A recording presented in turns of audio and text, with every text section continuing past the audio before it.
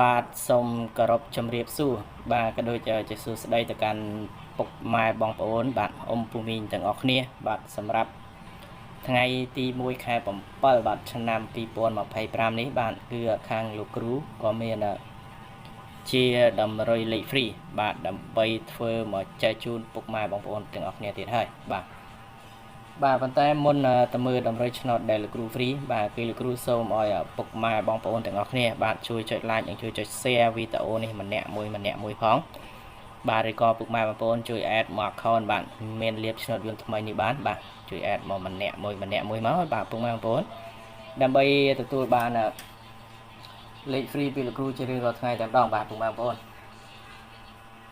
ហើយសម្រាប់លេខបាទគឺ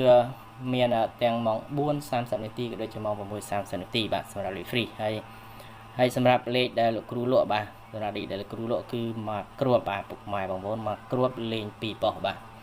ហើយលេខហ្នឹងគឺឲ្យលេងមុនបាទពុកម៉ែបងប្អូនលេខឲ្យលេងមុនបាទពេលដែលត្រូវ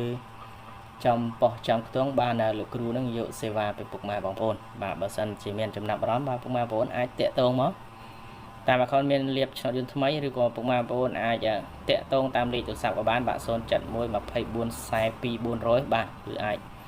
តាក់ទងតាមលេខក៏បានបាទឬក៏តាមឆាតឬក៏ add ជា Telegram ក៏បានបាទហើយសម្រាប់លេខគឺឲ្យលេងមុនបាទពេលដែលត្រូវចំប៉ុស្តិ៍ចំខ្ទង់ដែលលោកគ្រូឲ្យបាទលោកគ្រូយកសេវាបាទ2គ្រាប់លេង1ប៉ុស្តិ៍បាទឥឡូវនេះយើងមកមើលលេខ free ទាំងអស់គ្នាបាទសម្រាប់លេខ O គឺមានខ្ទង់6និងខ្ទង់10បាទគឺលេខ A B C D បាទ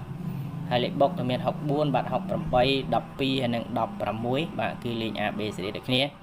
ហើយ3លេខបាទគឺមាន6 21គុណបាទ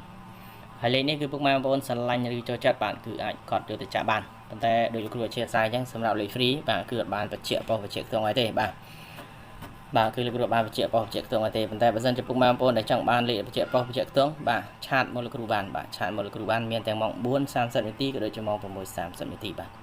ទហើយសម្រាប់ថ្ងៃនេះគឺលោកគ្រូមានតែប៉ុណ្្នឹងទេបាទលោកគ្រូក៏សូមអរគុណនិងសូមគោរពលាតែប៉ុណ្ណេះបាទ